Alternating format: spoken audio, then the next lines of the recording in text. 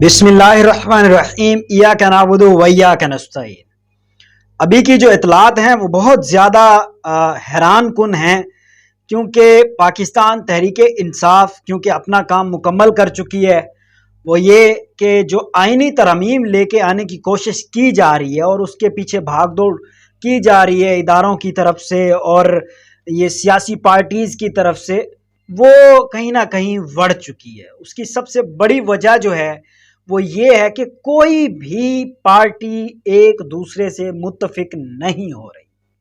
سب سے بڑی وجہ یہ ہے کہ یہاں پر جو سب سے زیادہ بینیفٹ لے رہا ہے وہ نون لیگ لے رہی ہے، اس کے بعد پیپلز پارٹی لے رہی ہے، اس کے بعد آپ یوں کہہ لیں کہ ایم کیو ایم لے رہی ہے، اور پھر ایٹ دا اینڈ شاید اس دوڑ میں شامل ہونا چاہیں گے، ویسے کاف لیگ بھی ہے، اس دوڑ میں شامل ہونا چاہیں گے جے یو آئی فے والے۔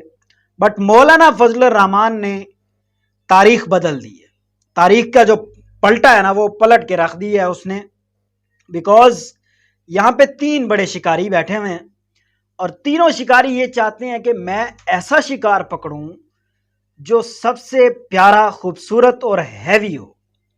بٹ ان میں جو اس وقت سب سے بڑا شکاری ہے وہ مولانا فضل الرحمان ہے۔ اس کی سب سے بڑی وجہ یہ ہے کہ جو مسودہ مولانا فضل الرحمان تیار کر چکے ہیں اس مسودے سے پاکستان پیپلز پارٹی بھی ایگری ہے اور اب اس مسودے سے نون لیگ بھی ایگری ہے۔ دیکھیں، اگر وہ آئینی ترمیم لے آتے ہیں اس سے ہوگا کیا؟ ایک تو آئینی عدالت بن جائے گی، آئینی عدالت میں قاضی صاحب بیٹھیں گے اور یہ حکومت مزید کچھ عرصہ چل جائے گی، ایک چیز۔ دوسری جو سب سے بڑی بات یہ ہے کہ بلاول بھٹو جو ہیں وہ شاید وزیر اعظم بن جائیں گے، کیونکہ ان کو ایک ٹارگٹ دیا گیا ہے، میرے خیال میں اطلاعات یہی ہیں کہ وہ وزیر اعظم بنیں گے۔ اس کے ساتھ ساتھ پنجاب میں نون لیگ رہے گی، باقی جیسے چل رہا ہے ویسے سسٹم چلتا رہے گا۔ آپ نے دیکھا ہوگا پچھلے میرے خیال میں 1.5 سال میں تو کہیں پہ بھی ہم نے یہ نہیں دیکھا کہ پی ایم نے کسی نئے پروجیکٹ کا سٹارٹ کیا ہو۔ بس پی ایم صاحب اپنے آفس میں ہی ہوتے ہیں، بس ڈیلی کی میٹنگ اور شیڈول وغیرہ چل رہا ہے، جیسے کوئی بھی چھوٹے موٹے اسکول یا کسی بھی قسم کے دفتر میں چیزیں چل رہی ہوتی ہیں، کیونکہ ایکچوئل لیول پہ چیزیں ہو نہیں پا رہی نا۔ اب ہم اگر تھوڑی سی ڈیٹیلڈ بات کریں، مولانا فضل الرحمان نے جو مسودہ تیار کیا ہوا ہے اس پہ پاکستان تحریک انصاف بھی اتفاق کرتی ہے، اس پہ پاکستان پیپلز پارٹی بھی اب اتفاق کرتی ہے۔ اس کی سب سے بڑی وجہ جو ہے وہ یہ ہے کہ پیپلز پارٹی اب یہ دیکھ رہی ہے کہ اب ہماری بات نہیں مانی جا رہی، لہٰذا اب جو ہے نا ہم مولانا کی مان لیتے ہیں۔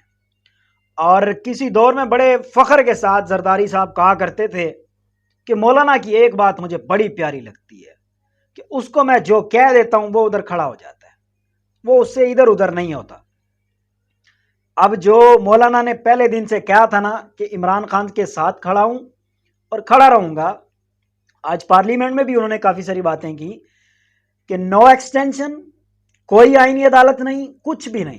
اب جو مولانا فضل الرحمان نے تیار کیا ہوا ہے اس میں یہی ہے، کوئی آئینی عدالت نہیں ہے، کسی قسم کی ایکسٹینشن نہیں ہے، آرٹیکل 8 کو بھی نہیں چھیڑا جائے گا، اور کافی ساری ایسی چیزیں جس میں پاکستان کی فلاح و بہبود کے لیے کام کیا جا رہا ہے۔ تو اس طرح کی آئینی اصلاحات اگر ہونی ہیں تو وہ ہو جائیں، اور اس میں جو مسودہ مولانا فضل الرحمان کے پاس ہے اس میں کسی بھی قسم کا آئین میں بھی چھیڑ چھاڑ نہیں کی جائے گی۔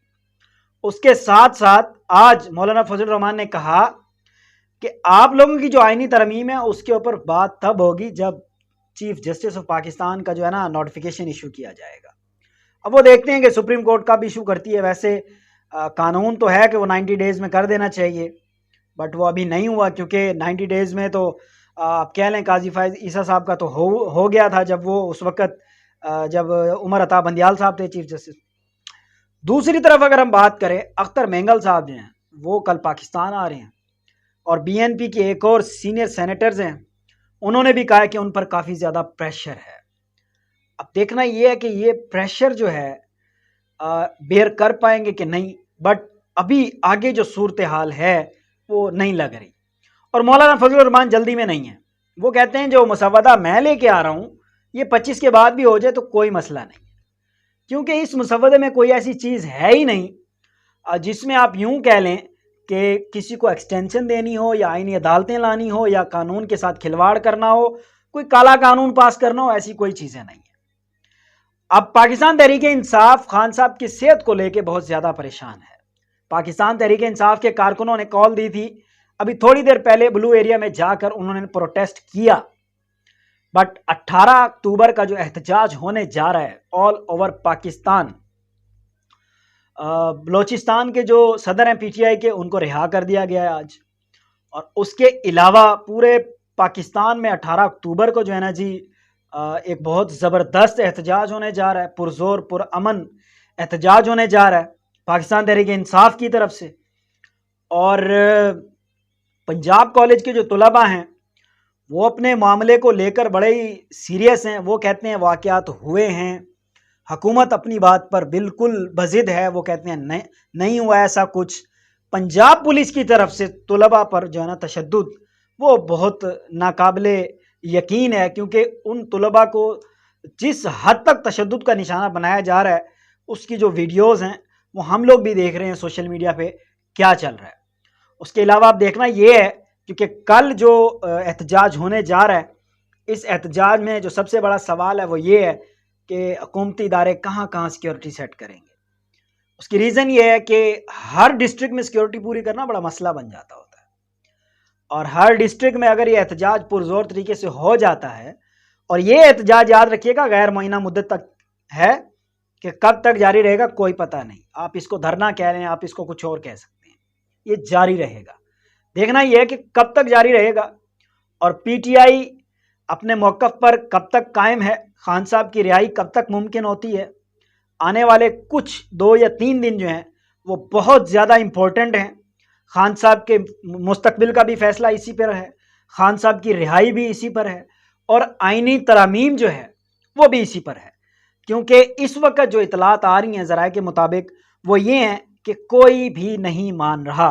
اب دیکھنا یہ ہے کہ کل کیا ہوتا ہے. ابھی تک کے لیے اتنا ہی. اپنا خیال رکھیے گا. اللہ حافظ.